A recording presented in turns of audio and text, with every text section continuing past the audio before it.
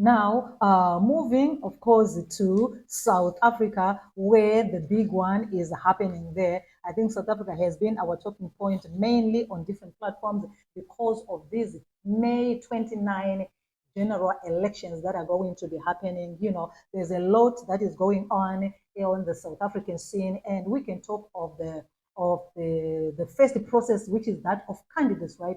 So the Independent Electoral Commission, that is the IEC, announced on Saturday that a total of 115, that is 115 parties, submitted applications to contest seats in the National Assembly.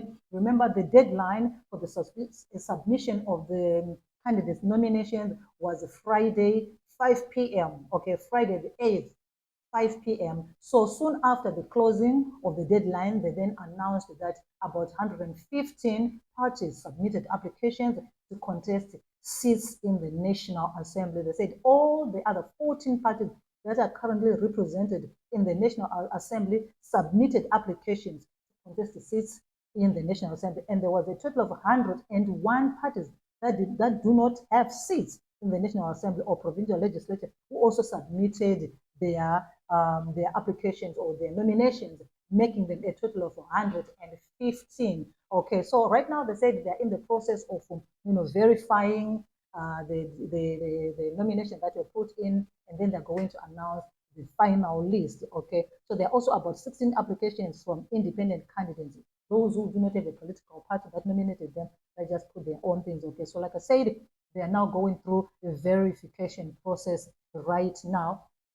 But still on the issue of elections in South Africa, we also saw them saying, well, there has been a leakage of information that is not supposed to be out there. And they say they are investigating, like, how did that information end up being outside?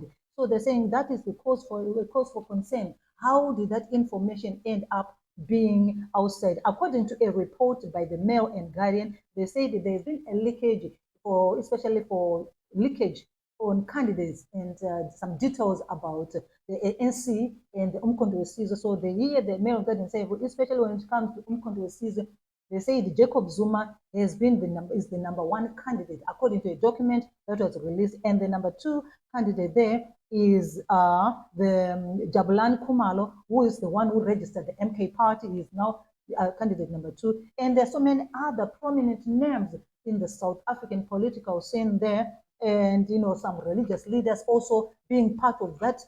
Those are nominated candidates for the MK Party, including Jacob Zuma's daughter, that is Duzile Zuma, also being part of that list that has been, that has been leaked to the media there. So this is again the reason why we had the IEC saying that they're investigating who leaked that information of candidate nominations, to the media or to the public. Who did that? So they said they're investigating the issue, and they're going to, give out a report on why it happened and how it happened and who is responsible for leaking that information. All right.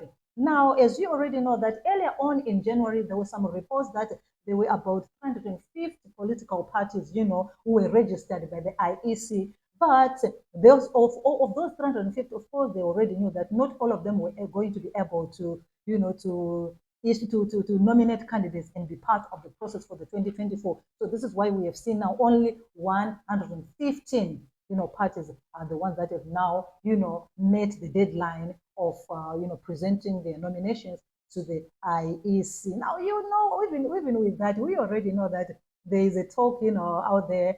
We know the ANC, the EFF, the DA, and Umkhonto we Sizwe. And currently, Umkhonto we Sizwe is proving to be a force to reckon with, okay? It's proving to be a force to reckon with. If you're looking at what is happening in the South African political realm, you find that MK Party is very, very popular with the people, very, very popular. And people have been fearing that it might even divide the voters like significantly and can even alter the results. So it's really a cause for concern for those involved in that. However, for the people of South Africa, they're saying we are tired of corruption. We are tired of so many things that are happening in our country.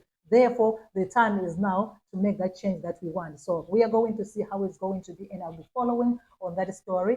I've been following South African politics for that time.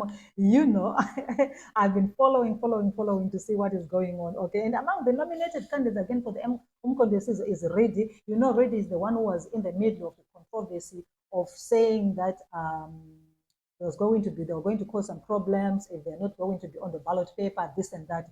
You know, and we saw him coming out to apologize. You know, that is everything is out there in the news. So he's also part of the nominated candidates for the MK party. So that is all I have for you when it comes to South Africa, but I'm going to bring you more and more stories, okay? We know the MK party is here to stay and it's a force to reckon with, as well as the EFF standing on the other side there. Again, we saw some trending stories when we came across Jacob Zuma wishing EFF leader a happy birthday, when Julius Malema was celebrating his birthday, and people were like, what's going on? But it is what it is, it doesn't mean that, when you're different places, you have to not congratulate each other. We've got personal lives at the end of the day. These people have got their personal lives around there. So we saw that one was well trending, okay, in South Africa. So moving again to Zambia.